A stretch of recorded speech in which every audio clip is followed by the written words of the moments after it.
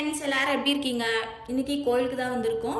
இந்த கோவில் வந்து சேலம் பழனி தண்டாயுதபாணி சுவாமி கோவில். இது இப்போ தான் புதுசாக ஓப்பன் பண்ணியிருக்காங்க, தை மாதம் அப்போ தான். இந்த கோயிலுடைய ஸ்பெஷல் என்னென்னா, முருகருடைய சிலை 8 அடியில் இருக்குது. ஒரே கருங்கல்லால் செதுக்கின சிலை இது வரைக்கும் முருகர் சிலை கருங்கல்லால் இவ்வளோ ஹைட்டுக்கு செஞ்சது இந்த கோவிலில் மட்டும்தான். இதுதான் இந்த கோயிலுடைய மிகப்பெரிய ஸ்பெஷலு. இந்த கோவிலில் முருகர் மட்டும் இல்லை, சிவன் சாமி இருக்காங்க, காலபைரவர் இருக்காங்க, ஆஞ்சநேயர் சாமி இருக்காங்க, அப்புறம் போகர் சிலை, இந்த மாதிரி வந்து சின்ன சின்ன சுவாமிங்களும் வச்சுருக்காங்க. ரொம்ப அழகாக இருந்தது. நானே இப்போ தான் ஃபஸ்ட் டைம் வந்திருந்தேன், எனக்கு ரொம்ப பிடிச்சிருந்தது. இந்த கோவில் கரெக்டாக எங்கே இருக்குன்னா, சேலம் நியூ பஸ் ஸ்டாண்ட் கிட்டே இருக்குது. நீங்கள் சேலமில் இருந்தீங்கன்னா மறக்காமல் இந்த கோவிலுக்கு வந்து பாருங்கள், அவ்வளோ அழகாக இருக்காங்க.